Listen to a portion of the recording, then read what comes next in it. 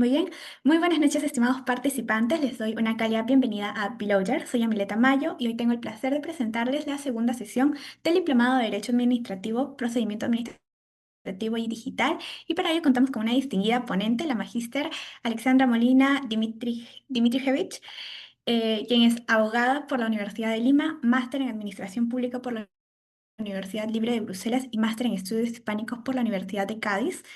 Cuenta con un diploma de Estudios Políticos y Constitucionales por el Centro de Estudios Políticos y Constitucionales del Ministerio de la Presidencia Español y ha realizado estudios de doctorado con miras a completar una tesis doctoral en materia de Derecho Público Digital en España. Cuenta con estudios culminados de maestría en Derecho Constitucional en la Universidad de Castilla-La Mancha. También cuenta con amplia experiencia en la asesoría privada y el sector público en los tres niveles de gobierno. En materia de Derecho Administrativo y Constitucional, fue asesora legal de la Municipalidad de Miraflores, Congreso de la República y Gobierno Regional de Lima. Es asociada de AMD, abogados y asesores en Derecho Público.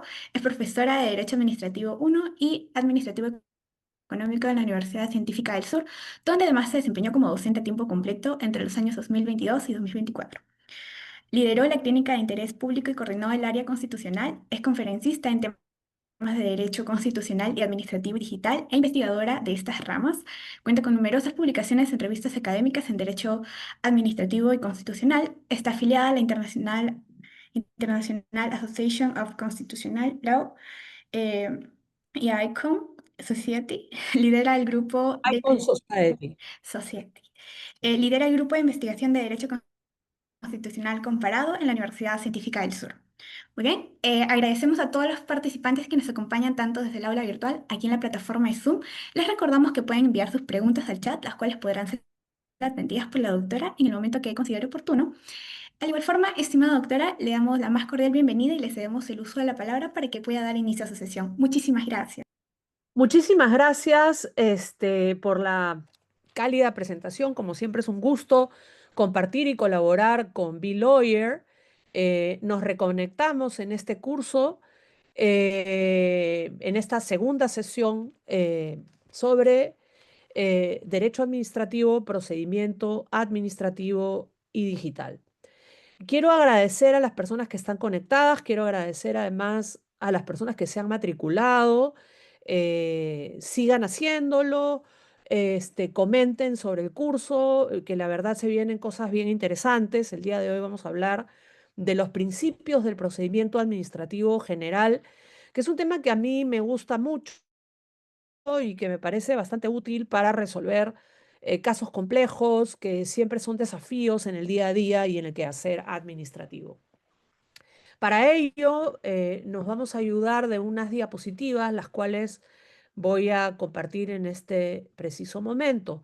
Por supuesto, saludando a las personas que están conectadas en este momento: Brenda de Lama, Clara, Edgar Jorge, Edison, Rodemil Pérez, Gustavo Chumacero, Heidi Espinosa, Casey Chavarría, Kerlin, Lucero Valenzuela, Marcelo Silva, María Fernanda Mendoza, Dayana Palacios, Paulo Hernández, Paz Gamarra, Sergio Roque, Sebas y Víctor Corso, agradeciéndoles por su confianza en este curso, ¿no?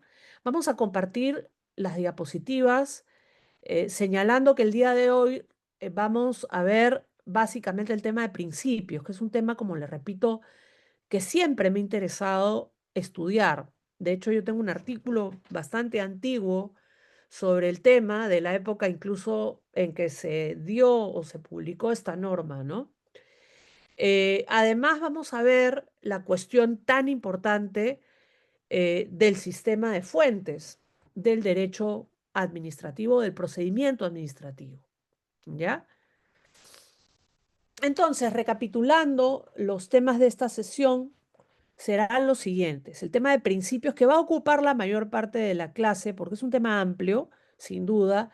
Tenemos en la Ley del Procedimiento Administrativo General exactamente 19 principios, los cuales estudiaremos el día de hoy con minuciosidad. Analizaremos también en una parte de esta clase, por supuesto, esperemos que la clase de hoy pueda cubrir también este tema de fuentes y si no, ya lo vemos mañana, pero es probable que estos dos temas los veamos el día de hoy, ¿no? ¿Cuáles son las fuentes del procedimiento administrativo? ¿No? La Constitución, las leyes, las normas reglamentarias, los principios, el precedente administrativo, la jurisprudencia constitucional, la jurisprudencia contencioso administrativo. Ambas, estas dos últimas, eh, es jurisprudencia estrictamente jurisdiccional, ¿no?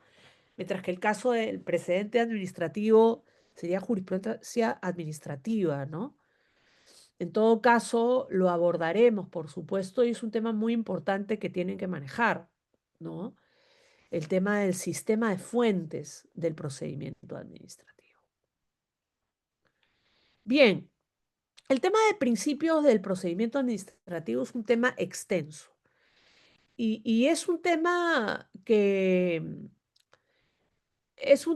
abarca, como ya les dije, en la norma, en la ley del procedimiento administrativo general, 19 principios, de los cuales 16 fueron publicados en el año 2001, ¿no? Vinieron con la norma, ¿no? Y 3 adicionales se agregaron en la reforma, en la importante reforma que se dio en el año 2016 a esta norma, ¿no? Estos principios son muy importantes porque tienen unas funciones no solamente de anclaje constitucional, que es algo muy importante, sino también informan, le dan al derecho administrativo o al procedimiento administrativo su naturaleza, le dan su caracterización, sirven además para poder colmar alguna laguna que exista, pero no solamente tienen una función de llenar lagunas simplemente, sino que se aplican de manera directa. O sea, no es una simple función supletoria, sino que se aplican de manera directa. Insto a ustedes a que puedan revisar la clase del día de ayer, en la clase de ayer, no, en la clase pasada, perdón, ¿no? En la cual analizamos el artículo 2 del título preliminar. Y hay una referencia ahí a los principios, ¿no? Haciendo un enlace, una conexión de esta clase con la clase anterior, podríamos decir que explicamos que hay un numeral, el numeral 3, ¿no? Que nos dice con toda claridad, ¿no?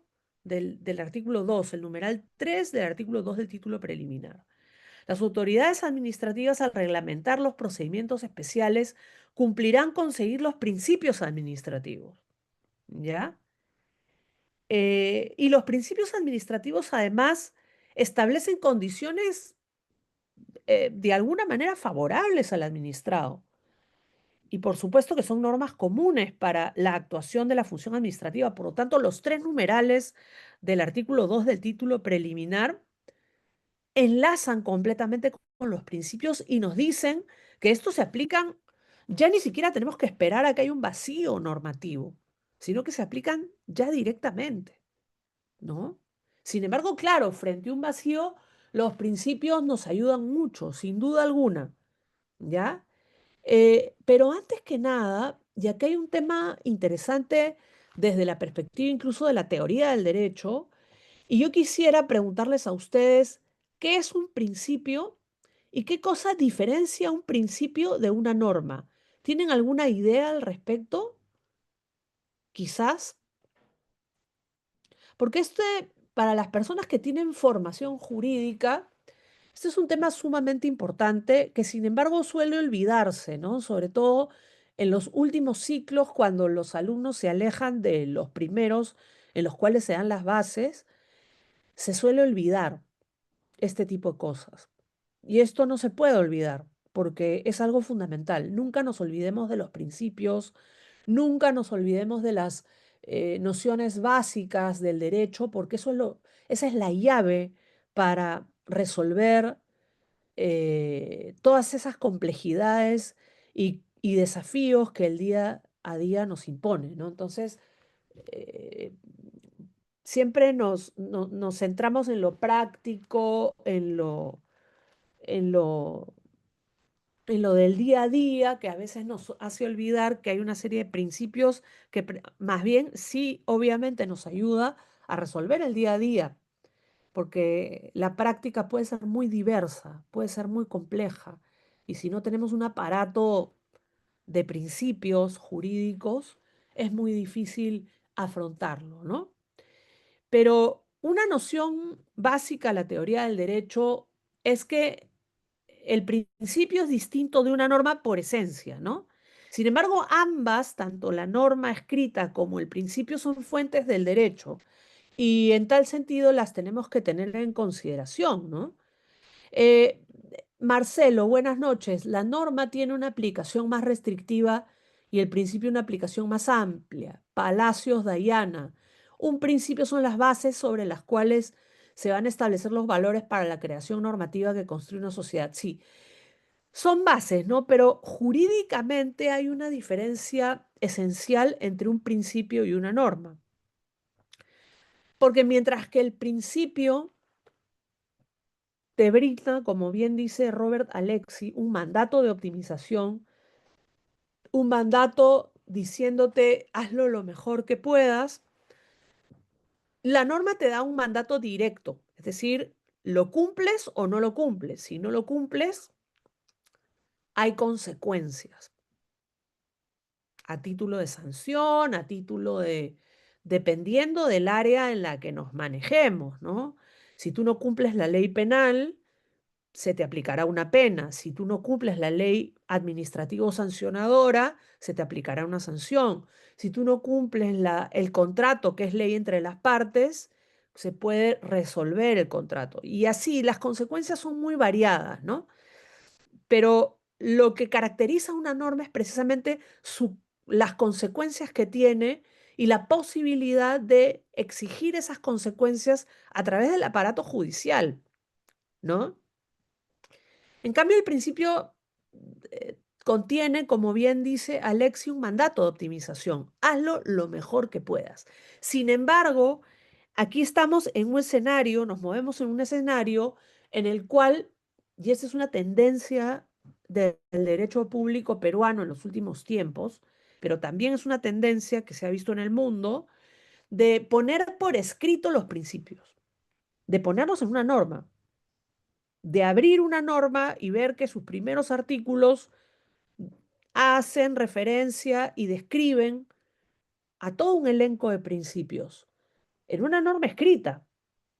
Entonces, ya ese principio se va a convertir en norma, va a ser exigible hasta cierto punto, ¿no? Y a eso se le denomina en doctrina principio positivizado, es decir, un principio que ha sido recogido por una norma y ha sido establecido como tal en esa norma, ¿no? Y por tanto hay posibilidades de exigibilidad más fuertes de esos principios. O sea, el que la norma, en este caso la ley 27444, haya recogido estos principios, hace que estos puedan ser exigibles. En este caso, vamos a ver cuando revisemos cada uno de los principios, eh, que la mayoría de estos pueden estar dirigidos a la administración pública, pero hay algunos que son o están dirigidos al administrado, por ejemplo, el de buena fe procedimental, o incluso a sus abogados, ¿no? Entonces, o incluso el de confianza legítima, ¿no? Entonces, tenemos todo un elenco de principios que nos da un horizonte, ya que están consagrados en la norma escrita, ¿no? Bien.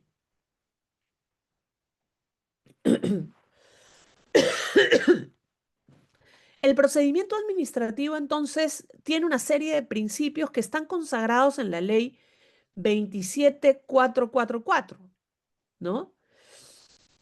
Y en particular están en el artículo 4 del título preliminar de esta norma, ¿no?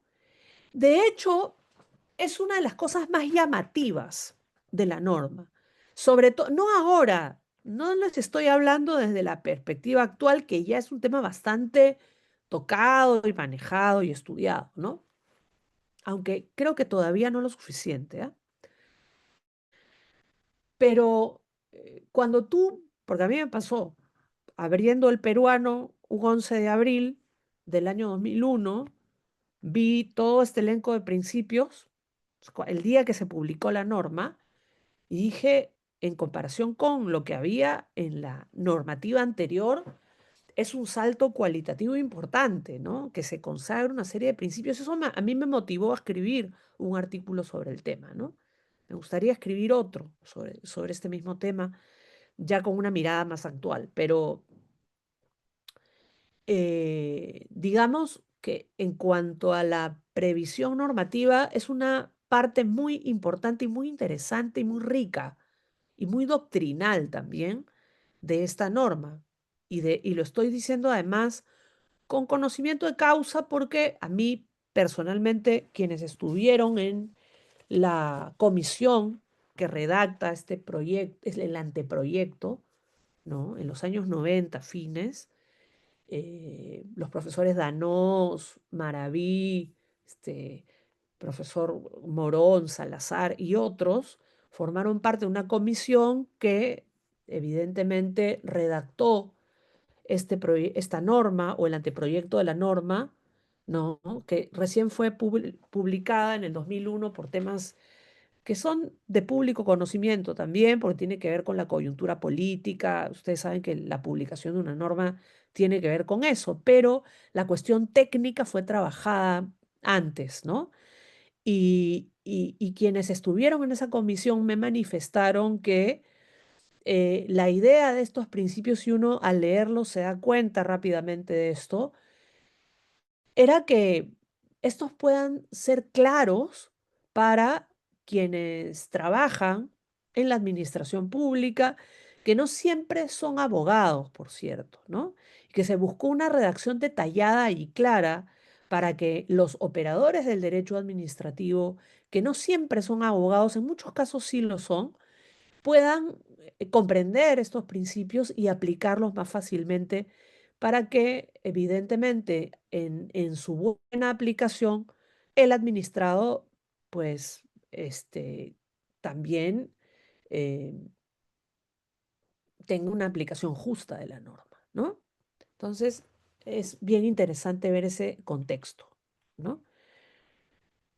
Primero, saber, y esto ya lo hemos explicado, lo hemos conversado, qué diferencia un principio de una norma, pero cuál es la particularidad y la fuerza y la potencia que le vamos a dar a los principios al incorporarlos a una norma, ¿no? Entonces ya sabemos que esto, nosotros que somos abogados, que vamos a defender un caso, ¿no? Que vamos a emplear los principios para resolver casos prácticos, ¿no? Sabemos que los podemos emplear en nuestro beneficio. Y qué mejor que saber, evidentemente, que ustedes lo tienen claro, que al estar en una norma son exigibles, tienen un nivel de exigibilidad más fuerte, ¿no? Pero luego tienen otras funciones. Les pido mil disculpas que estoy un poco agripada.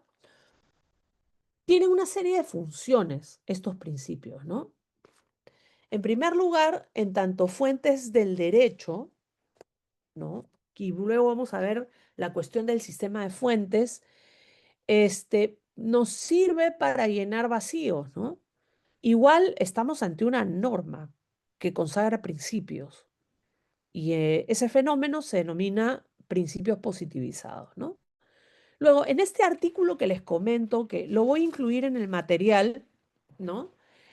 Comento que los principios se convierten, constituyen el alma del derecho o de la rama del derecho que pretendemos informar. En este caso, el derecho administrativo tiene algunos principios que lo caracterizan, que hacen que el derecho administrativo o en este caso el procedimiento administrativo, que es una parte, es un bloque importante del derecho administrativo, porque tienes el derecho administrativo organizativo y luego el derecho administrativo procedimental o dinámico, que es el que estamos viendo en esta ocasión, le da una caracterización. Por ejemplo, cuando leemos principios que luego lo vamos a explicar con detalle, principios como el de impulso de oficio o el de verdad material, ¿no? Son principios que caracterizan al derecho público.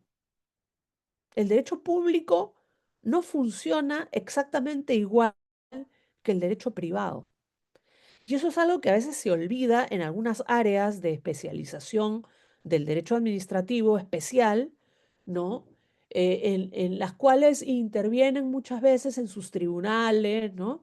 Abogados de mucho renombre, pero que igual vienen del derecho civil o del derecho procesal civil y por ahí no captan bien esa esencia del derecho público, ¿no?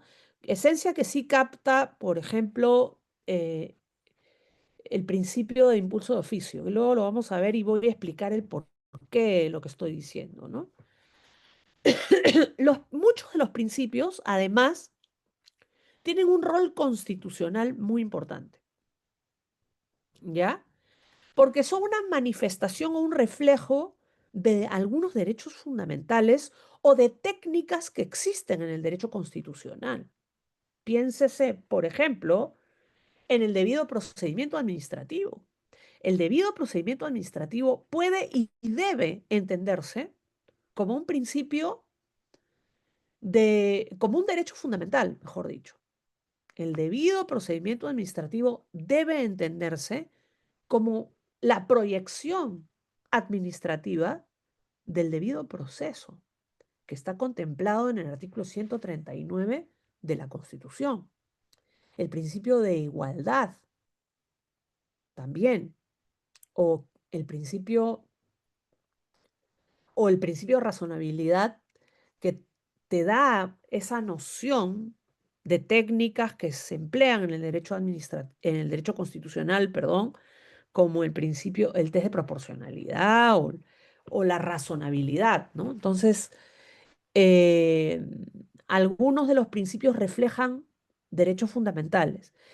En tal sentido, cuando se quebranta uno de estos principios, eh, podemos entender que se ha quebrado un derecho fundamental. Cuando se quebranta, por ejemplo, el debido procedimiento en un procedimiento administrativo, en casos graves podemos accionar un proceso constitucional, ¿no? Obviamente, pues, con las exigencias del Código Procesal Constitucional, una de las cuales es el agotamiento de la vía previa, y a veces esa vía previa es una vía administrativa, donde se ha vulnerado el debido procedimiento, ¿no? Y así, ¿no? Y por supuesto el principio de legalidad tiene un enlace constitucional clarísimo, ¿no? Que debe entenderse, como vamos a ver en un rato, como un principio de juridicidad. Esto de alguna forma lo hemos comentado en la clase anterior, ¿no? La importancia de la supremacía de la Constitución, que es supraordinante de las demás fuentes, ¿no? Eso se ve reflejado claramente en cómo está redactado el principio de legalidad y el enlace de este principio de legalidad con el tema de fuentes del procedimiento administrativo. Y los principios como mandatos de optimización, es decir, hazlo lo mejor que puedas. Igualmente, quiero resaltar que se trata de una norma y estos principios son absolutamente exigibles a las autoridades que intervienen en el procedimiento administrativo, a los funcionarios, servidores, incluso a algunos o a los administrados, dependiendo pues de la forma de configuración de los principios, ¿ya? Perdón. Sobre los principios del procedimiento administrativo en sí, repito que están contemplados en el artículo cuarto del título preliminar de la ley 27444 y estos principios arrancan con el de legalidad, evidentemente, ¿no? es un principio matriz, ¿no? Si se quiere, del derecho y del procedimiento administrativo, ¿no? Este principio señala lo siguiente, tal y como está redactado en la versión vigente de la ley 27444, ¿no? Y nos dice lo siguiente. Las autoridades administrativas deben actuar con respeto a la Constitución, a la ley y al derecho. Con respeto a la Constitución, a la ley y al derecho, dentro de las facultades que le estén atribuidas y de acuerdo con los fines para los que le fueron conferidas. Acá hay varios temas, ¿no? Primero, como bien dice la doctrina, Morón lo dice, por ejemplo, y otros, ¿no? Este principio, más que de legalidad, debería denominarse el principio de juridicidad, porque aquí lo que se tiene que respetar es todo el derecho, todo el ordenamiento jurídico y el derecho. O sea, la norma dice derecho. Y cuando hablamos de derecho, hablamos de todo el sistema de fuentes, no solamente la norma escrita, sino las demás fuentes. Esto enlaza claramente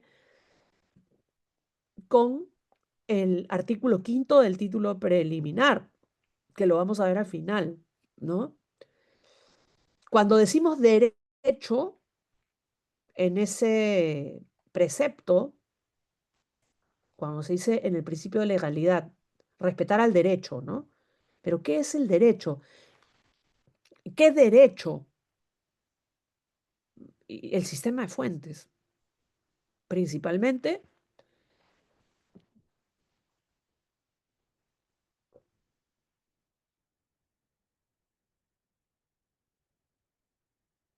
perdón, el sistema de fuentes, pero tal y como está contemplado para el ámbito del procedimiento administrativo. Entonces, yo,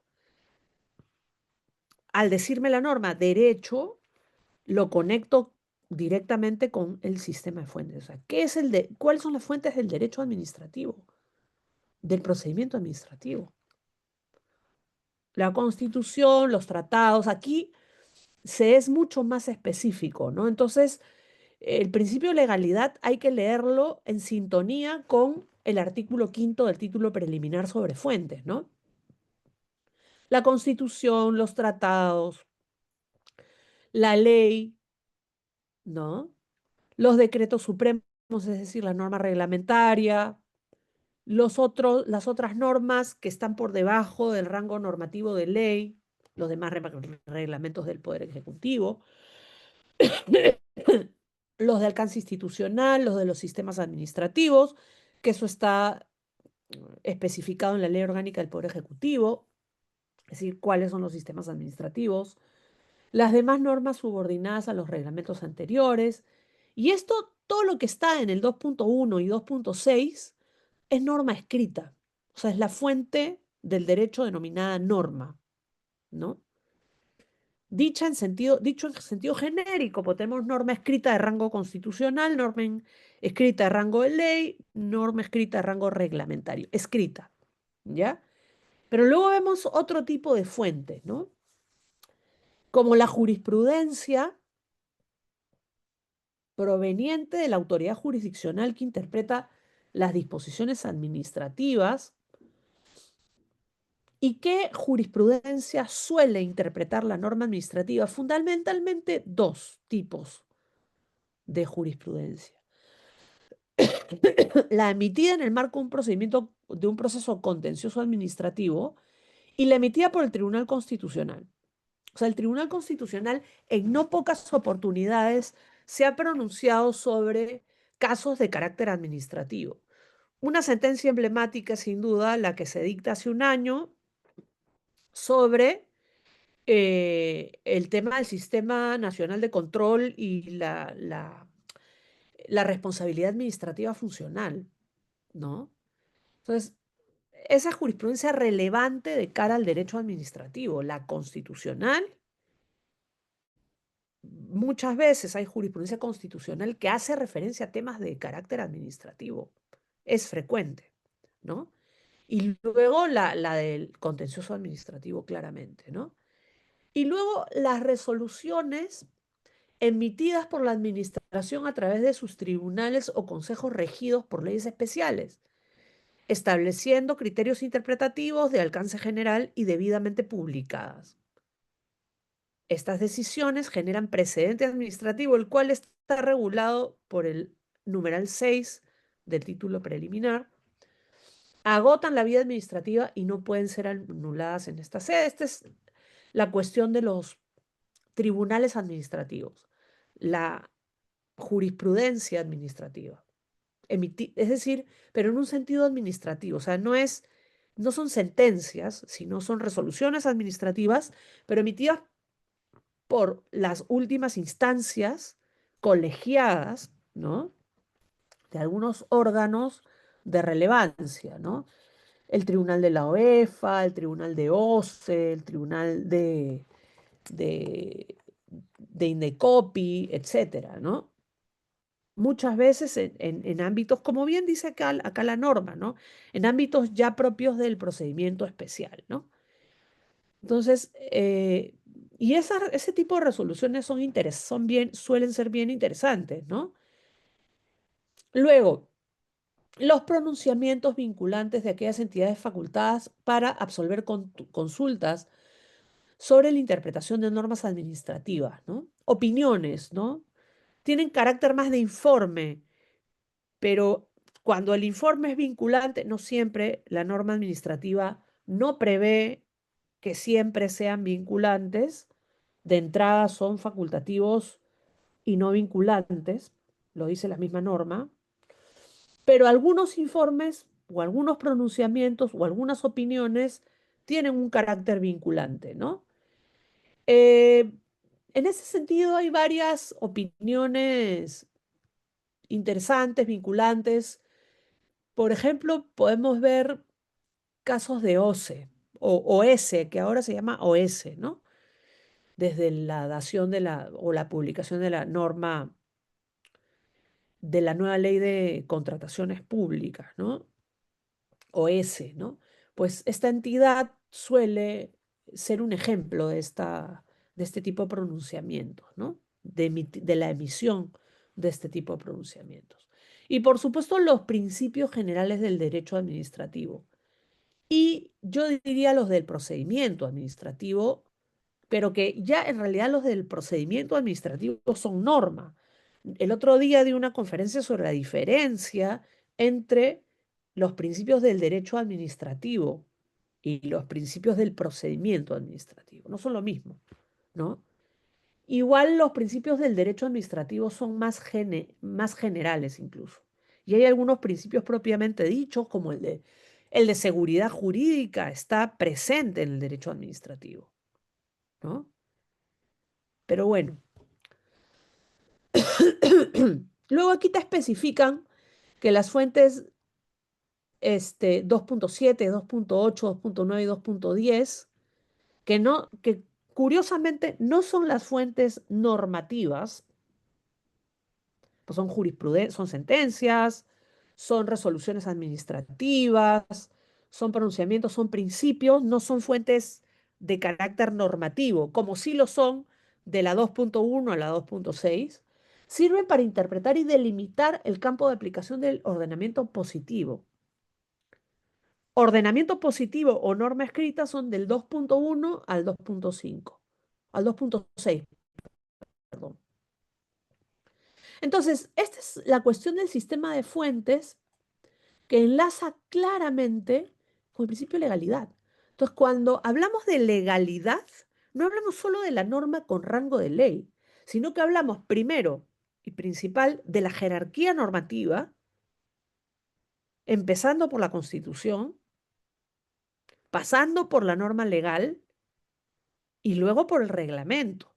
Y evidentemente en el ámbito del derecho administrativo y del procedimiento administrativo, el reglamento está omnipresente y lo van a ver cotidianamente, ¿no? Esa es la norma escrita, ¿no? Y cuando este principio hace referencia al derecho, habla de una dimensión más amplia, que hasta podríamos decir no está en la norma, pero podríamos hablar hasta de doctrina administrativa.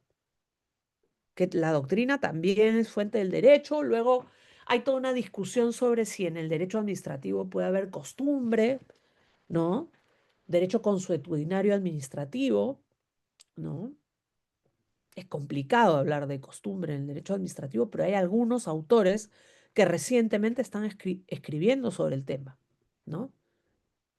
He leído algo de, por ejemplo, del profesor español José María Rodríguez de Santiago, que habla de la costumbre en el derecho administrativo, ¿no? Bien. Y luego hay otro tema en el principio de legalidad muy interesante, muy importante, que dice, fíjense, esto no es irrelevante, ¿no? Dentro de las facultades que estén atribuidas. Y eso es un tema que entronca con la noción de competencia administrativa, ¿no? En el derecho administrativo, si tú no tienes la competencia explícitamente atribuida, no lo puedes hacer. No puedes emitir un acto administrativo para el cual careces de competencia, ¿ya? Y de acuerdo con los fines que le fueron conferidas, que básicamente son fines públicos. Si nos desviamos de los fines públicos, estamos, y esto entronca con otro principio que es el ejercicio legítimo del poder, ¿no? No nos podemos desviar de los fines para los que fueron atribuidas las competencias y las facultades, ¿ya? En el derecho público esto es muy importante. Entonces, el principio de legalidad debe entenderse de acuerdo a lo mencionado en tanto un principio de juridicidad, porque va a hablar de una dimensión mucho más amplia que solamente la norma con rango de ley y escrita, ¿no? Sino que hay que respetar al derecho en toda su dimensión, a la norma escrita en toda su jerarquía, empezando, por supuesto, con la Constitución, ¿no? Principio de legalidad, que debe entenderse, repito, en tanto y en cuanto principio de juridicidad. Otro principio de gran importancia es el principio del debido procedimiento administrativo. A ver, Marcelo, pero no empecemos las preguntas con pero es una forma de cuestionar al docente. Está bien cuestionar cuando hay que cuestionar, pero bueno, si emitió un acto administrativo sin tener la competencia y no se apeló, no hay que opinar en el sentido de legitimar, ¿no? Este,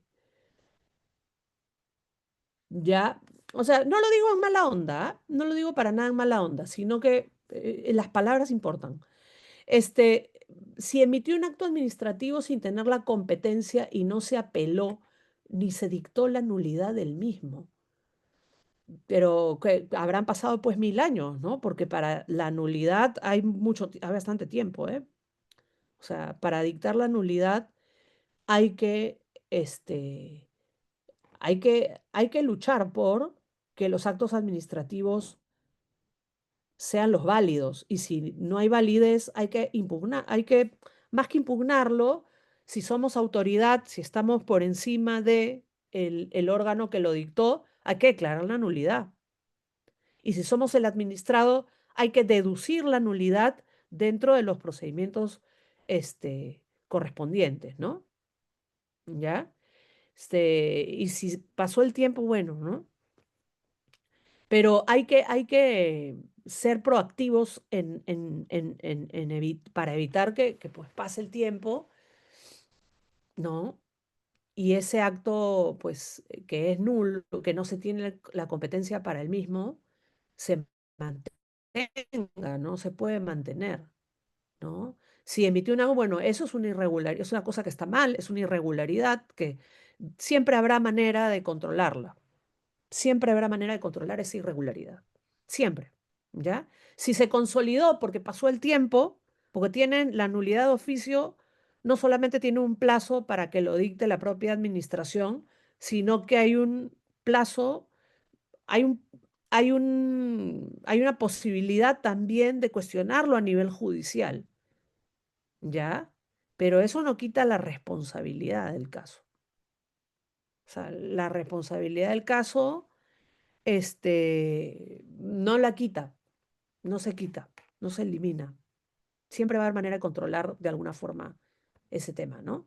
Este, eh, y igual si el acto persiste y vulnera algún derecho fundamental, igual hay maneras de... Siempre tenemos que buscar hacer justicia a través del derecho. ¿Ya? Bien. Regresando al tema de los principios, el principio del debido procedimiento es un principio muy importante que además es un derecho fundamental que deriva del derecho al debido proceso. De hecho, la Corte Interamericana y el Tribunal Constitucional mismo han dicho en su oportunidad que el debido proceso no solamente es para el ámbito judicial, sino que también se debe respetar en el ámbito administrativo, en el ámbito, inclusive en el ámbito privado. Me dirán, profesora, ¿y en el ámbito privado? Sí, claro, por supuesto. Hay determinadas, por ejemplo, asociaciones que tienen normas reglamentarias, estatutarias, ¿no? Por ejemplo, un ámbito disciplinario que sigue siendo privado, ¿no? Pero igual la jurisprudencia dice que se tiene que respetar un procedimiento incluso en esos ámbitos. Fíjense lo interesante, ¿no? Si es que ese procedimiento estuviese regulado, ¿no? En el derecho administrativo no cabe duda de que esto también, ¿no? Y la variante, digamos, del debido proceso para el ámbito administrativo se llama debido procedimiento administrativo, que repito, es una proyección del derecho fundamental al debido proceso.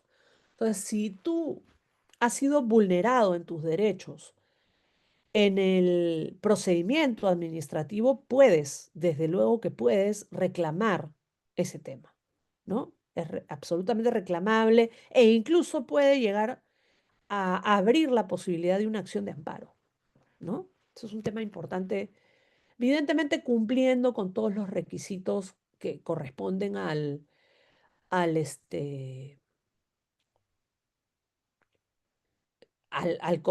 exige y que establece el Código Procesal Constitucional.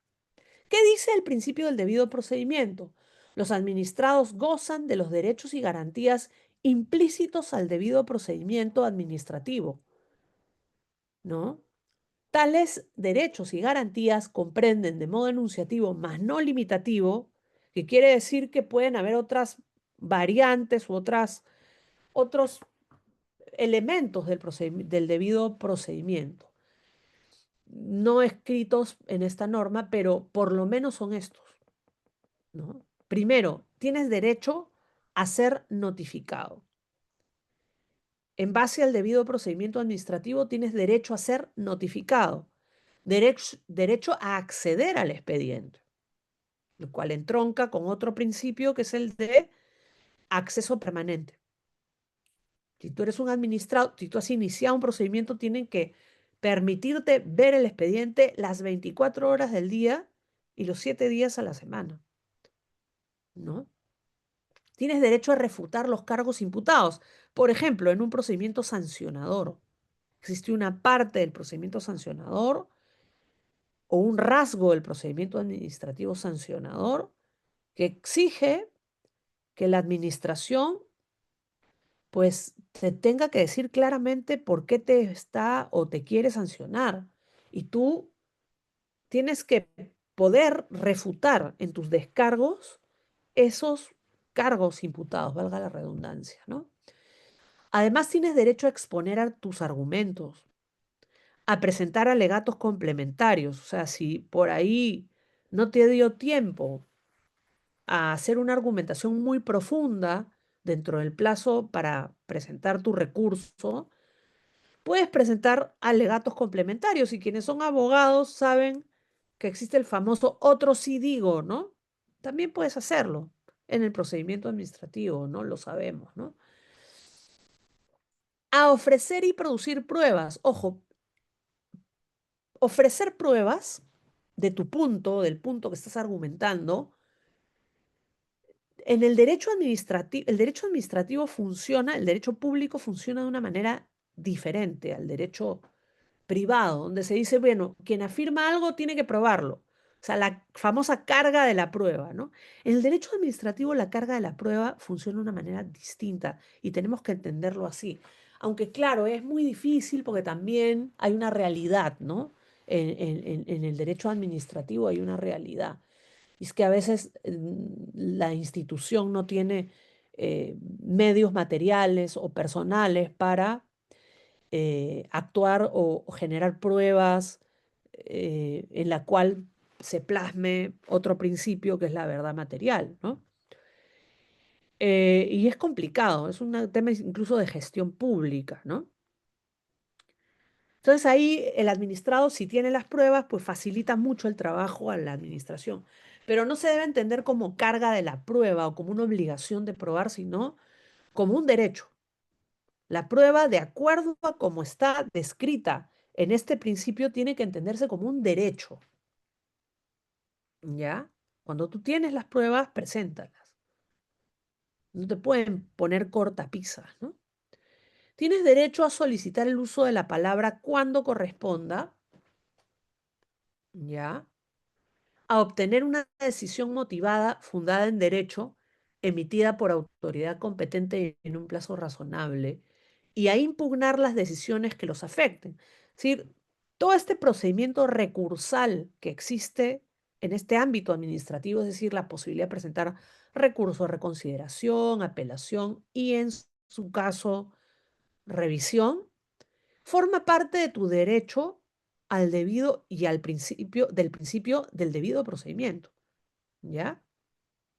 Luego, este párrafo es muy interesante, el último párrafo, porque refleja también, yo recuerdo que cuando sale esta norma había una intención de dejar en claro que el procedimiento administrativo no es lo mismo que el derecho procesal civil, por ejemplo, ¿no? Entonces había una intención de clarificar ese tema. Por eso es que se pone este último párrafo, ¿no? La institución del debido procedimiento administrativo se rige por los principios del derecho administrativo. La regulación propia del derecho procesal es aplicable solo en cuanto sea compatible con el régimen administrativo. Y cada día que pasa, la diferencia se ve claramente, sin perjuicio de que, por supuesto, el debido procedimiento es un reflejo del debido proceso como derecho fundamental, lo cual no hace, ni mucho menos, y eso es lo que te intenta explicar ese último párrafo, al procedimiento administrativo un proceso civil. Son ámbitos completamente distintos, diferentes, ¿no? Entonces se trata de un principio muy sensible, que tiene un claro encaje constitucional y es una de las manifestaciones del derecho fundamental al debido proceso. Otro principio que caracteriza al derecho administrativo y al procedimiento administrativo es el principio de impulso de oficio, según el cual las autoridades deben dirigir e impulsar de oficio el procedimiento y ordenar la realización o práctica de los actos que resulten convenientes para el esclarecimiento y resolución de las cuestiones necesarias. Este es uno, conjuntamente con el principio de verdad material, es un principio que caracteriza profundamente al derecho administrativo, al procedimiento administrativo y hasta, yo diría, a la administración pública. Idealmente, caracterizan a la misma, ¿no? Porque aquí estamos hablando de un principio que implica una administración pública activa, y no solamente meramente activa, sino proactiva, que tenga iniciativa, ¿no? Las autoridades, repito, deben dirigir e impulsar de oficio. Es decir, no necesita que el administrado sea el que constantemente le recuerde qué es lo que tiene que hacer, aunque lamentablemente eso es lo que finalmente termina pasando, porque no hay una interiorización del principio de impulso de oficio adecuada. Y yo creo que porque la administración pública, sobre todo en tiempos de esta parte, ha tenido un debilitamiento de sus capacidades, a veces pues hay problemas de medios, ¿no? De medios materiales, de medios personales, es decir, personal capacitado y en eso servir, ha intentado pues mejorar la calidad de los mismos, ¿no? Eh, no necesariamente con éxito, pero se ha hecho un intento por ese lado. Eh, Ese es un tema complejo, en realidad, de las capacidades y los talentos en el Estado peruano. Si tenemos gente capacitada, pues evidentemente va a haber más probabilidad de ese impulso de oficio, ¿no? Y también los medios materiales, es decir, los medios físicos de los que dispone la administración, la logística, ¿no? Entonces, si tenemos una muy buena logística y un personal capacitado, un personal bien gerenciado, bien liderado, liderazgo público. Ya aquí este principio que es jurídico, yo siempre he sostenido que tiene un enlace con la cuestión de la gestión pública, ¿no? Entonces, una buena gestión pública, una gestión pública innovadora, una gestión pública que tenga buenos elementos, es decir, personas muy capacitadas, van a facilitar el camino del cumplimiento de este principio de impulso de oficio. Mientras eso no exista, será el administrado el que tenga que impulsar, pero no por una cuestión de un mandato legal, porque el mandato legal es para la administración, sino ya porque es más es conveniente hacerlo. Sí, porque si no, evidentemente, tu derecho, el derecho que estás, que estás defendiendo, no te van a salir bien las cosas, ¿no? Como abogado, lo recomendable es que uno se adelante a este impulso de oficio y no espere que la administración lo haga, pero hay un mandato claro a la administración pública. Hay un mandato claro a la administración pública. Sí, existe, Marcelo, ¿existe alguna relación entre la carga de la prueba y el impulso de oficio? Sí, claro, existe, totalmente. De hecho, la misma norma, creo que es el artículo 130 y, ¿no es el 132? Claramente sí. 130, por aquí está, por aquí está. Hay un artículo específico que habla de lo que estás consultando, Marcelo. ¿Ya? Lo que pasa es que ese artículo no creo que esté muy bien redactado, ¿no? Entonces algunos lo interpretan como quieren. Ese es el problema. Y esto está en la instrucción del procedimiento, en la parte de la norma que se llama instrucción del procedimiento, ¿ya? Vamos a ver, 180. Ay, no, lo perdí, lo perdí. Pero hay un artículo que, 173, 173, ¿ya? La carga de la prueba se rige por el principio de impulso de oficio. La carga de la prueba se rige por el principio de impulso de oficio. Pero luego dice la norma, corresponde a los administrados aportar pruebas mediante la presentación de documentos e informes, proponer pericias, testimonios, inspecciones. Ya, pero la prueba es un derecho, lo hemos visto, está en el principio del debido procedimiento. La prueba tiene que entenderse como un derecho. O sea, yo tengo derecho de probar, no obligación de probar. Entonces, cuando dice corresponde a los administrados, quiere decir simplemente que el administrado puede aportar esas pruebas. Tiene ese derecho, pero la carga de la prueba se rige por el principio de impulso de oficio. Ahora, claro, la materialización de este principio va a depender de cuán formada esté esa administración, como es obvio, ¿no? Pero es obligatorio, porque está en la norma, y si no lo cumples, hay consecuencias, ¿no? La pregunta es, claro, ¿cuán factible es este principio si no tenemos los medios? Y al final, lo que yo recomiendo al abogado que tiene a su cargo casos administrativos es impulsar el procedimiento, ¿no? Siempre es mejor. O sea, siempre es mejor que el proactivo seas tú ¿no? Pero el mandato es a la administración pública y esto queda claro de la norma. ¿Ya? Muy bien.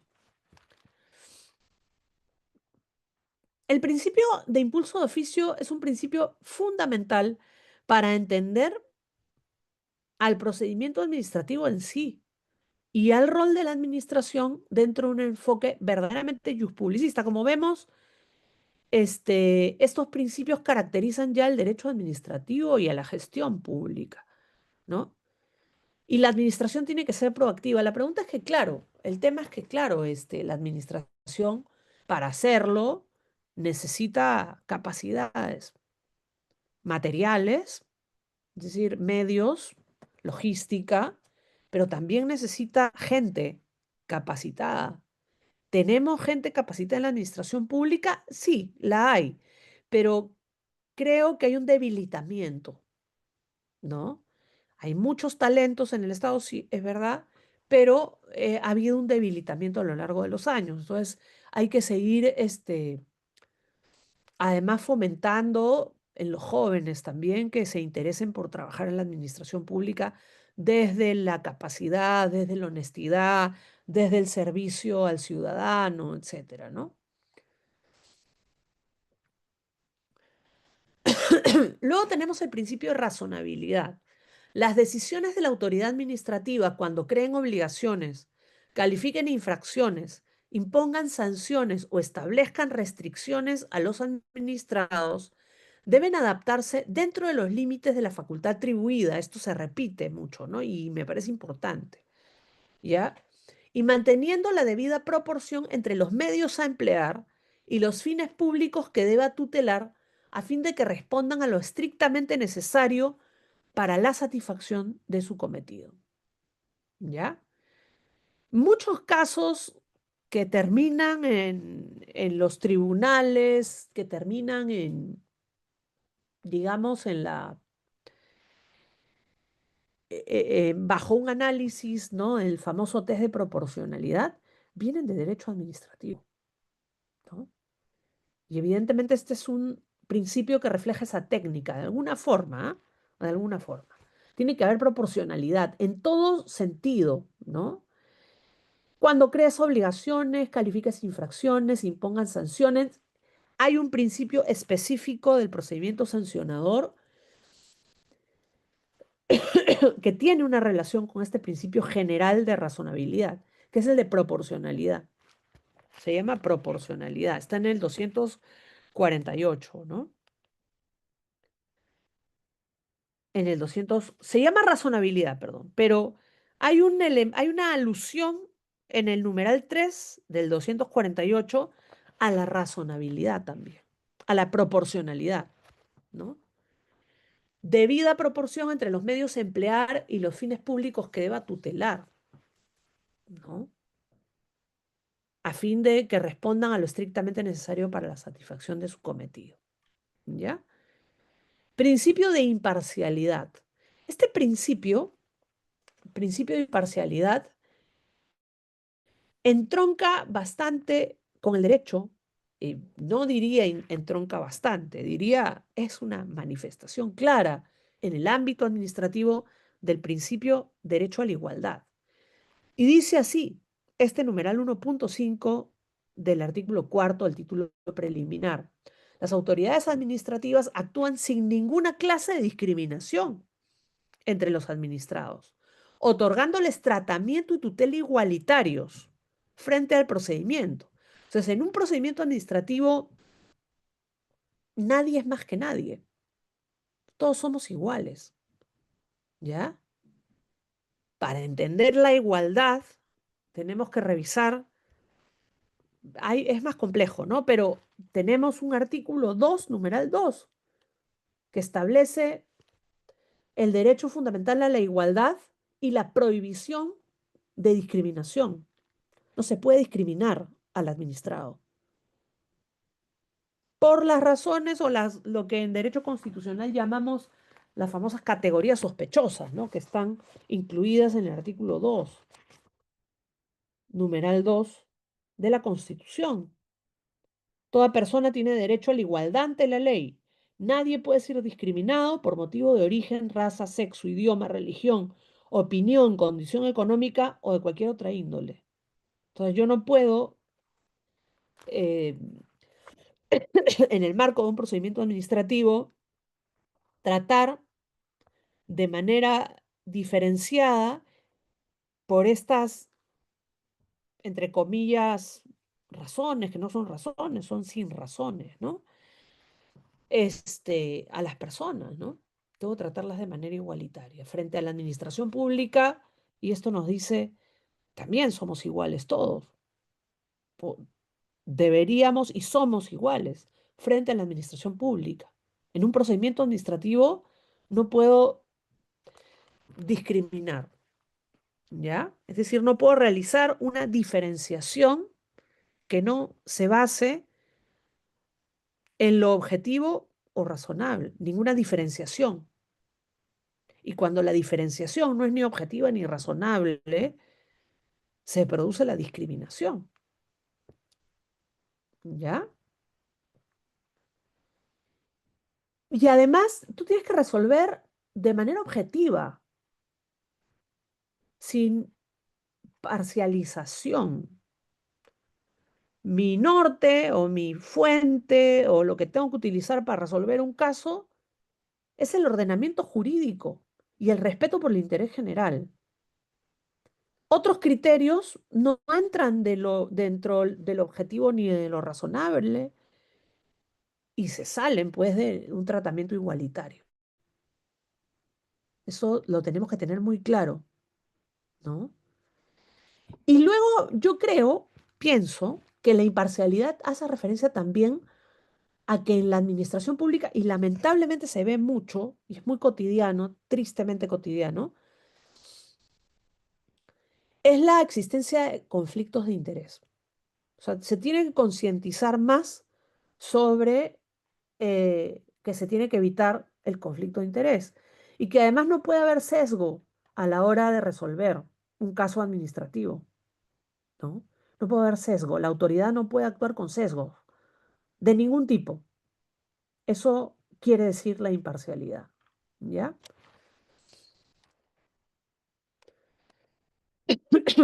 Principio de informalismo, numeral 1.6. Luego vamos a darnos cuenta que hay un conjunto de principios del procedimiento administrativo que tiene mucho que ver con ese ánimo que es muy importante de simplificación administrativa, de aligerar las cargas al administrado, ¿no? De hacer más eficiente a la administración pública, ¿no? Y uno de ellos es el principio de informalismo. Las normas de procedimiento deben ser interpretadas en forma favorable a la admisión y decisión final de las pretensiones de los administrados, de modo que sus derechos e intereses no sean afectados por la exigencia de aspectos formales que puedan ser subsanados dentro del procedimiento, siempre que dicha excusa no afecte derechos de terceros o el interés público. Principio de informalismo, es decir, olvidémonos de las formalidades que no tienen que ver con la finalidad del procedimiento. O en todo caso, no nos olvidemos, pero si podemos subsanarlo, demos la oportunidad de subsanar, ¿no? Entonces, este es uno de los principios que tiene que ver con la cuestión de la simplificación administrativa, que es un deseo, un anhelo del Estado peruano, ¿no? Y que hace que la administración sea más ligera, más eficiente, más ágil, ¿no? Muchas veces, pues, identificamos, ¿no?, a la administración como un ámbito burocrático, en el sentido más negativo del término burocracia, ¿no? Y este es uno de esos principios desburocratizadores. Repito, las normas de procedimiento deben ser interpretadas en forma favorable a la admisión y decisión final de las pretensiones de los administrados, de modo que sus derechos e intereses no sean afectados por la exigencia de aspectos formales que no, que puedan ser subsanados. O sea, si hay una formalidad que no tienes, pero que es subsanable, hay que darte esa facilidad. ¿Ya? ¿Hasta aquí hay alguna pregunta o duda o algo que no haya quedado claro? Sí, bien. Si no hay preguntas, podemos hacer un pequeño descanso, ¿sí?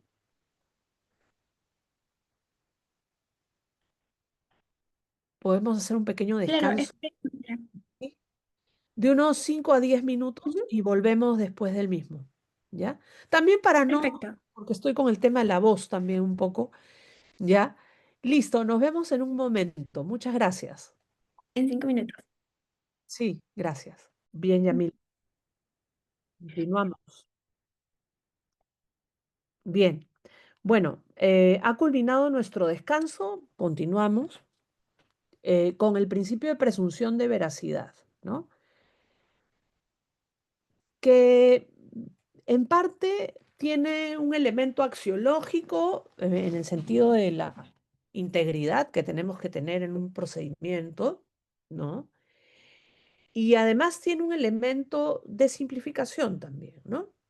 Lo que dice la doctrina en relación con el principio de presunción de veracidad es que eh,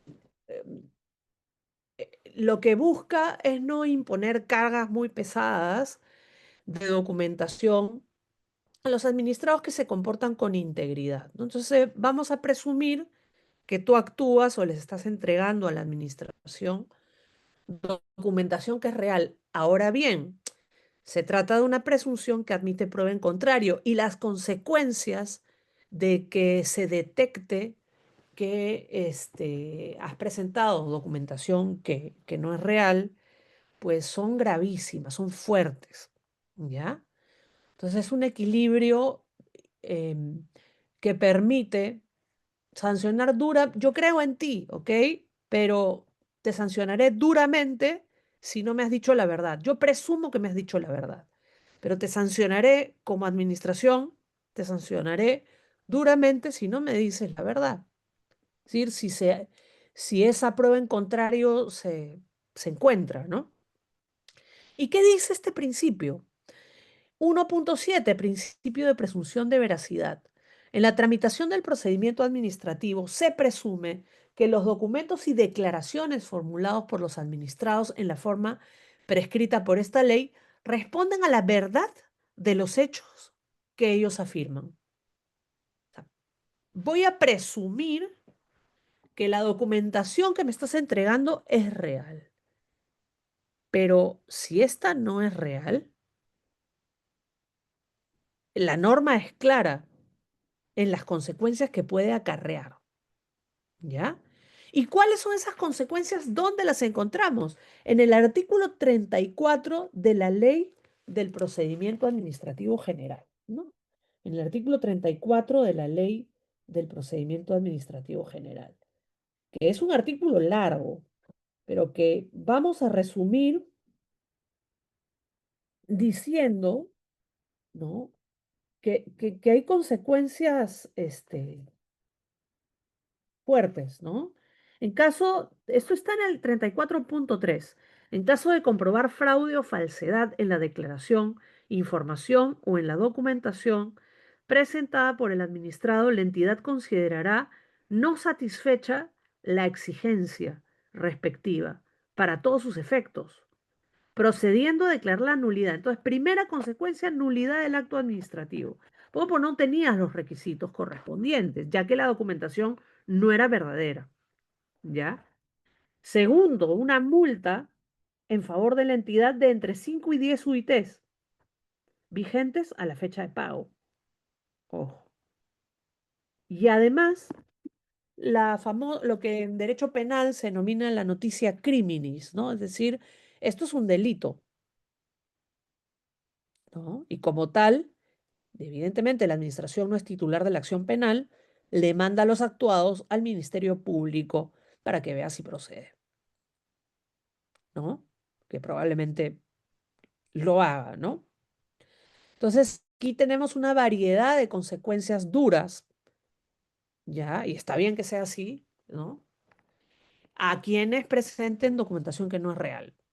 O sea, personas que de alguna forma burlen este principio de presunción de veracidad, ¿no? Que es muy importante, ¿no? Y evidentemente hay un deber de diligencia, ¿no? De parte del administrado y un deber de honestidad, ¿no?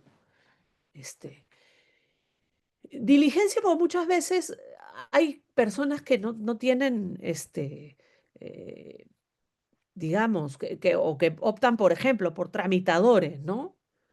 Quienes sí, pues, presentan documentos que son, que tienen estas características, ¿no? El administrado tiene que siempre, proceder con honestidad, obviamente, y revisar la documentación que está presentando, ¿no? No vaya a ser que les hayan dado gato por liebre y ellos estén dando gato por liebre, ¿no?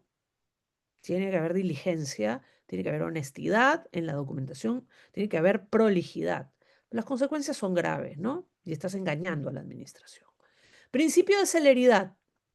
Este es otro principio muy relacionado con la simplificación administrativa, ¿no? Es un principio que evidentemente tiene que ver con ese anhelo del administrado, del ciudadano, de que sus asuntos vayan rápido, ¿no? Eh, principio de celeridad. Quienes participan en el procedimiento deben ajustar su actuación de tal modo que se dote al trámite de la máxima dinámica posible, evitando actuaciones procesales que dificulten su desenvolvimiento o constituyan meros formalismos, a fin de alcanzar una decisión en tiempo razonable sin que ello releve a las autoridades del respeto al debido procedimiento o vulnere el ordenamiento, porque también, ¿no? Es decir, tiene que haber un tiempo razonable, tienen que resolverse los asuntos administrativos en tiempo razonable, ¿no? Y un tiempo razonable quiere decir que tampoco podemos hacerlo así nomás, o sea, al día siguiente en el acto te digo que no. Tengo que tener un tiempo razonable para revisar la documentación y formarme un criterio y tomar una decisión administrativa justa dentro de ese plazo razonable, dentro de ese tiempo razonable. Entonces, por eso es que la norma al final dice sin que ello releve de las autoridades a las autoridades del respeto al debido procedimiento. No es que tampoco se trata de hacerlo rápido y mal, ¿no? Vulnerando los derechos de los administrados. No se trata de eso. No se trata de eso, ¿no? Sino utilizar el tiempo de manera razonable para reflexionar sobre la decisión administrativa que vamos a tomar, ¿no? La idea, repito, es simplificar la administración, generar una administración ágil, una administración que resuelva los asuntos con certidumbre, ¿no? Y en esto la celeridad entronca también con el principio de confianza legítima, creo yo. Yo creo que los principios, como se van dando cuenta, eh, tienen una interrelación, ¿no? De acuerdo a su propia naturaleza, ¿no? Entonces, este es un principio muy importante, porque dentro de ese concepto de la burocracia como algo negativo que existe y que está en el diccionario incluso, ¿no? Acusamos a la administración no siempre o en muchas ocasiones con razón. En muchas ocasiones la gente tiene razones para decirlo, de lenta, ¿no? De que se tarda, de que se demora. Y al final eso perjudica a las personas en su vida cotidiana. Imagínense un trámite que tarde demasiado, ¿no? Me acuerdo de lo de los pasaportes, por ejemplo, que tardaba. Me parece que ha habido ahí una mejora últimamente, pero más que una mejora, un regreso, un cierto regreso a lo que había antes era muy rápido el tema.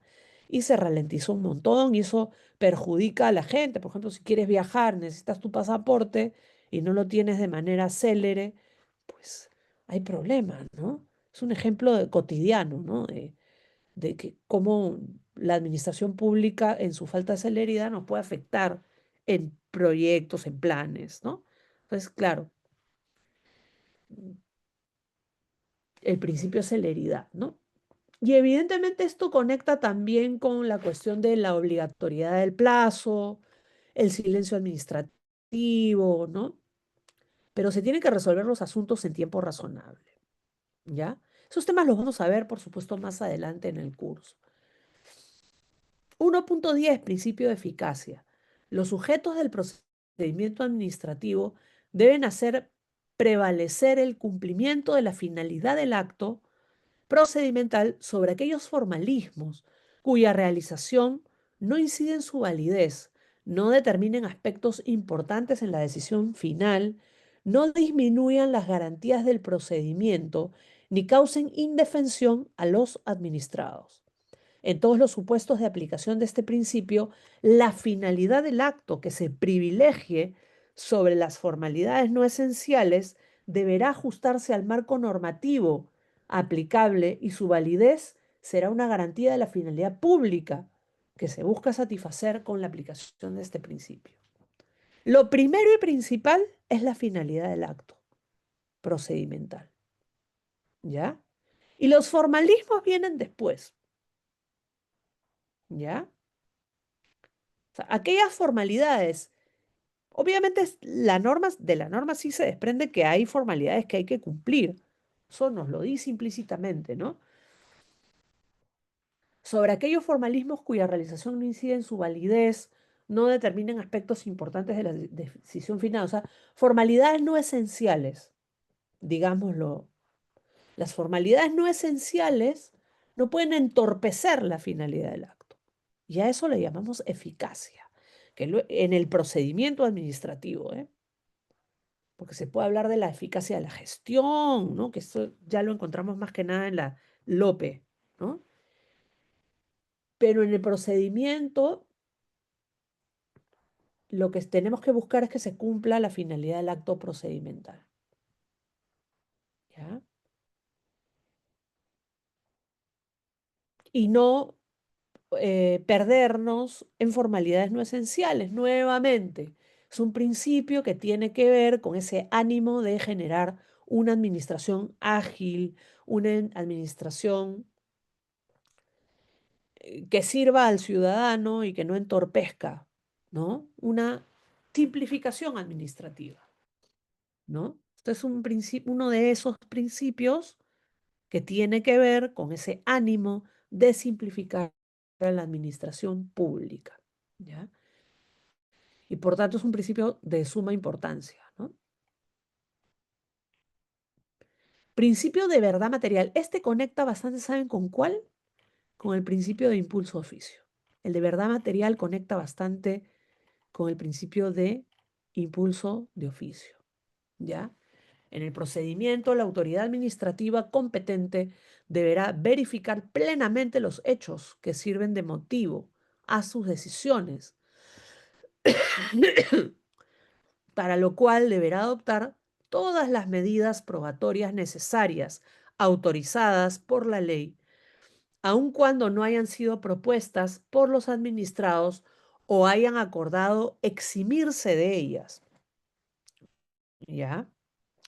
En el caso de procedimientos trilaterales, la autoridad administrativa estará facultada a verificar por todos los medios disponibles la verdad de los hechos que le son propuestos por las partes, sin que ello signifique una sustitución del deber probatorio que corresponde a estas.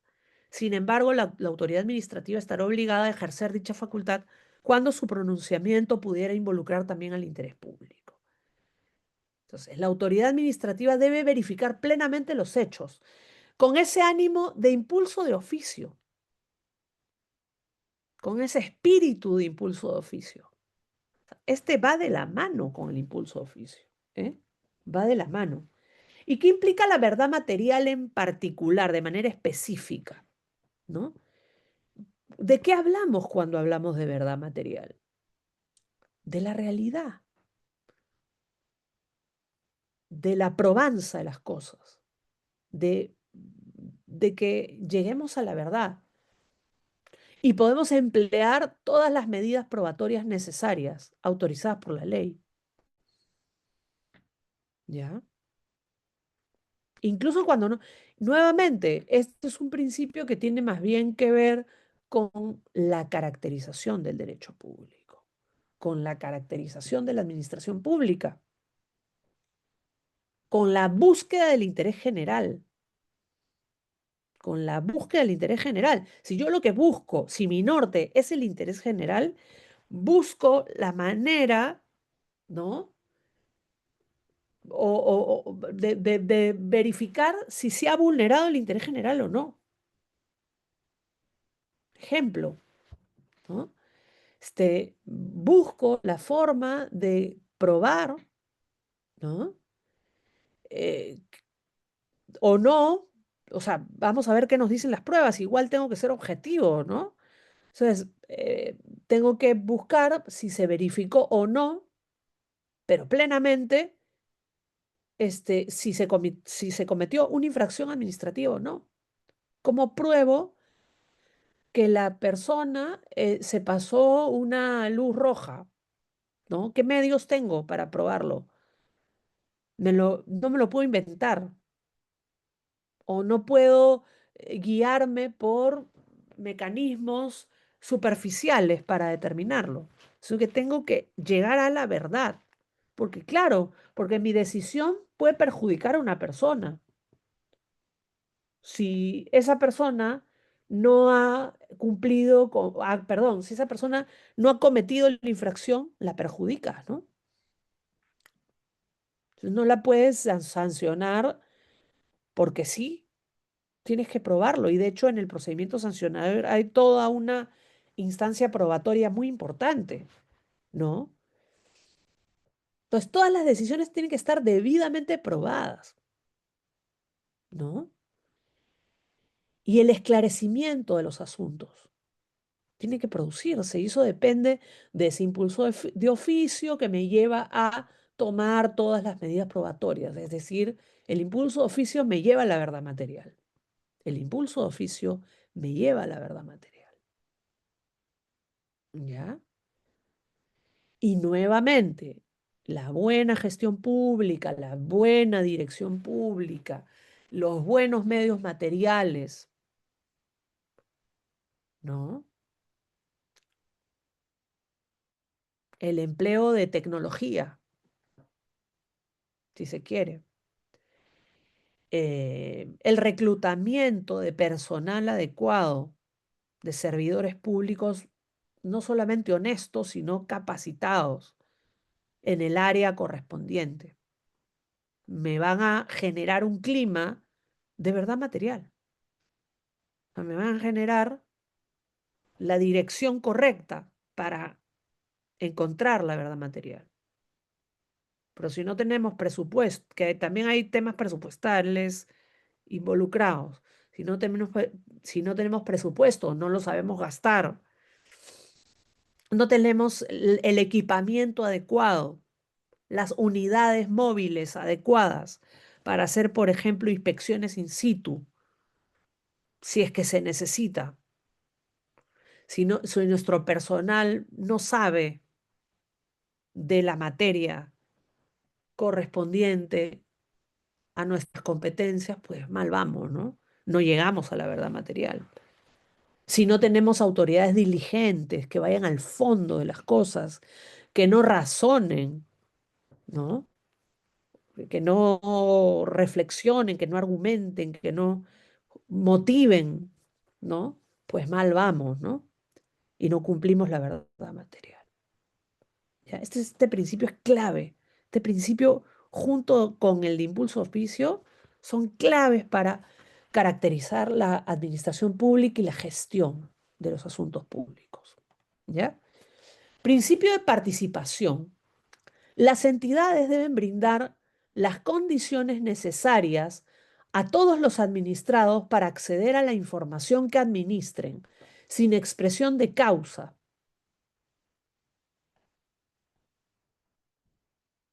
sin expresión de causa, salvo aquellas que afectan la intimidad personal, las vinculadas a la seguridad nacional o las que expresamente sean excluidas por ley, y extender las posibilidades de participación de los administrados y de sus representantes en aquellas decisiones públicas que les puedan afectar, mediante cualquier sistema que permita la difusión, el servicio de acceso a la información y la presentación de opinión. Aquí hay que precisar algo, ¿no? Este es un principio que fundamentalmente tiene que ver con la transparencia. Yo creo que este principio debería llamarse principio de transparencia. Principio de transparencia. Luego, la participación no es exactamente lo mismo que la transparencia. También lo incluye, vemos en la redacción, ¿no? Que lo incluye, pero básicamente tiene que ver con la transparencia. Luego hay una parte que dice extender las posibilidades de participación a los administrados. Participar es la participación ciudadana está vinculada con la transparencia, pero no es exactamente lo mismo. Pero también habla de la participación ciudadana, ¿ya? Este numeral. Pero habla de la transparencia, que es otra cosa. Como dicen los expertos en estas materias, la transparencia es abrir las ventanas de la administración y la participación es abrir las puertas, ¿no? Luego hay que señalar que es verdad que cuando este numeral es un numeral que no ha sido modificado, ¿no? Es decir, que es original del año 2001. No había ley de transparencia. Había el derecho fundamental, sí, al acceso a la información pública en la Constitución, pero no había, digamos, la ley de transparencia, ¿no? Que hace una serie de distinciones, habla del principio de publicidad de la información pública, o el principio de, sí, pues, toda la información que esté en manos del Estado se presume pública. Pero luego la ley de transparencia tiene algunas cuestiones que yo he escrito también sobre eso, bastante problemáticas en relación con la información secreta, la información reservada y la confidencial, que hay algunas que se justifican y hay otros supuestos que realmente pueden dar pie a la opacidad, ¿no? Como desde luego ha pasado, ¿no? Entonces, ahí hay un tema por definir, por explorar y por profundizar en el derecho administrativo. Eh, Esto entronca en un derecho fundamental que está ya lo dije en la Constitución, que es el derecho fundamental de acceso a la información pública, está en el numeral 5 del artículo 2 de la Constitución, ¿no? Principio de simplicidad y principio de uniformidad, ¿ya? Yo creo que con estos principios podríamos terminar por hoy y luego pasar a una pequeña instancia de preguntas, ¿no?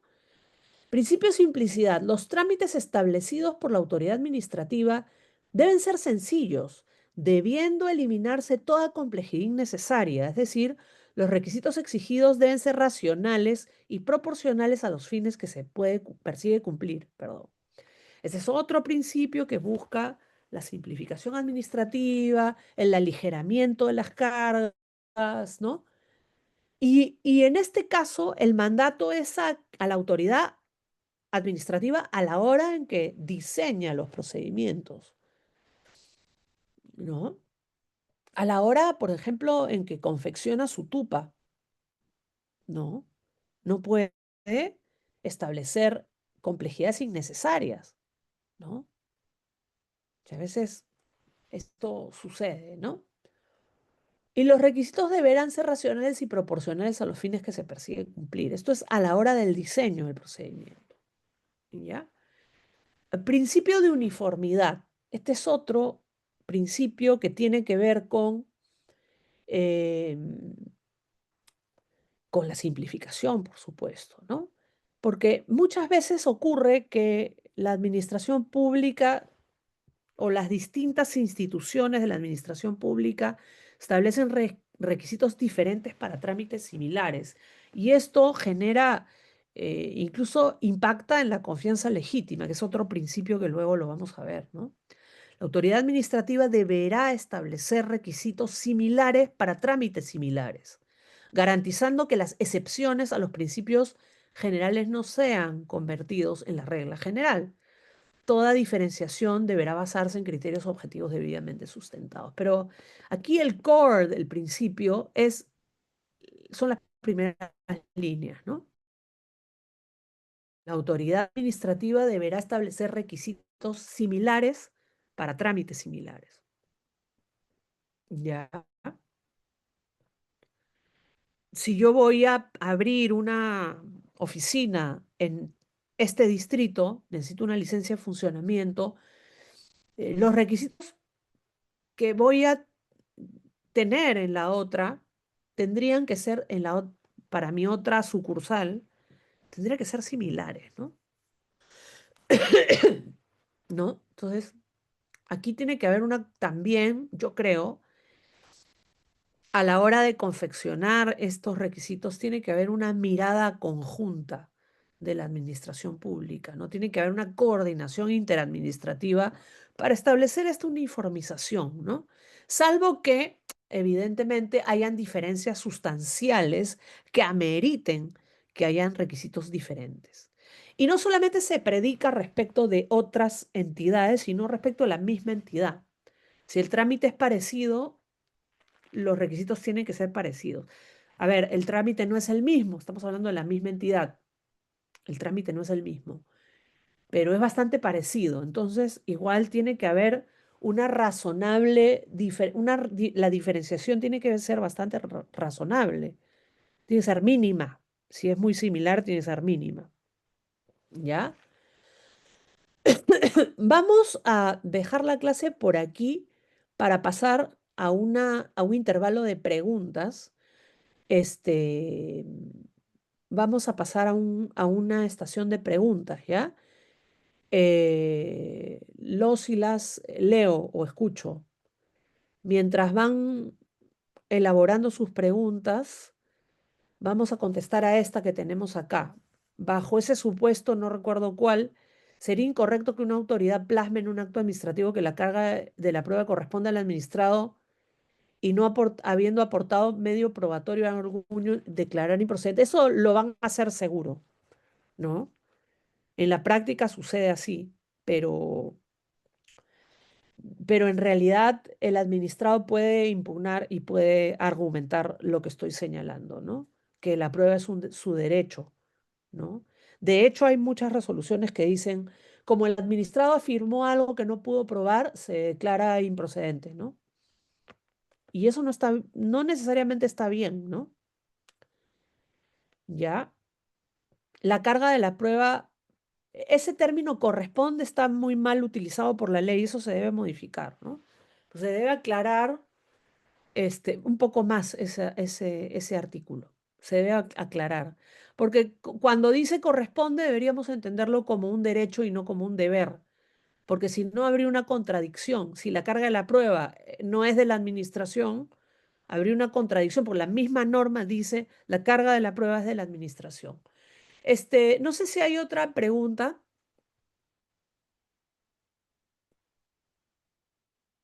de parte del alumnado. Este, Yamilet. Sí, estimada doctora, no veo preguntas en el chat. Igual decirle a los participantes que tienen ya activado el micro, si pueden hacer sus preguntas también por ahí. Obviamente, previa, alzar la mano, ¿no? Claro que sí. Antes de hacer uso de la palabra, levantar la mano. Bien. Hay un Eh, aplauso, más no sé si ha confundido el icono de levantar la mano con con el aplauso, ¿no? bueno, Hay yo creo que ha sido igual una excelente ponencia, doctora. Muchas Ah, gracias. Sergio, hay un sí, participante. adelante. Sergio Roque. ¿Qué tal? Muy buenas con todos, muy buenas noches, doctora. Perdone que justamente me confundí de icono. Es que ahorita No, estoy justo escuchando su clase, pero estoy de camino. Ya, bueno, correcto. sin más rodeos, mi pregunta era con respecto al principio de ejercicio legítimo del poder. Se sabe Ah, que sí. el principio de ejercicio legítimo del poder, junto con el principio de legalidad, comparten cosas en común. Sin embargo, el principio de legalidad es más general y el ejercicio legítimo del poder es más específico. Creo que con respecto a que en el legítimo del poder se busca no actuar dentro del marco de facultades que le ha otorgado la norma sin abusar del Sí, poder, ¿correcto? correcto. Otra diferencia un poco más clave o más marcada de estos dos principios, perdóneme que le haga esta pregunta. Sí. Otra, el principio de legalidad se refiere al ordenamiento jurídico que tienes que respetar. Ah, O sea, al tema, más que nada conecta con el sistema de fuente, ¿no? Esto lo hemos explicado al inicio de la clase. Pero para ujú. visualizar con todavía mayor nitidez esta cuestión, yo te pido que el día de mañana veamos ese principio, ¿no? Lo tenemos ya previsto para mañana. Listo, doctora, Quería muchas terminar gracias. todo de nada. Sí, a mí me parece que el principio de legalidad está enfocado al sistema de fuentes que tienes que respetar. Lo tienes que Ujú. respetar, pero específicamente tiene que ver con todo, constitución, ley, ¿no? ¿Qué es lo que a qué me tengo que atener? El contenido, ¿no? Y ya el principio de ejercicio legítimo del poder es más específico lo que has mencionado, pero eso lo vamos a abordar con tranquilidad el día de mañana. ¿Ya? Listo, Listo. muchísimas gracias, De doctora. nada, hasta luego. A ver, otra pregunta.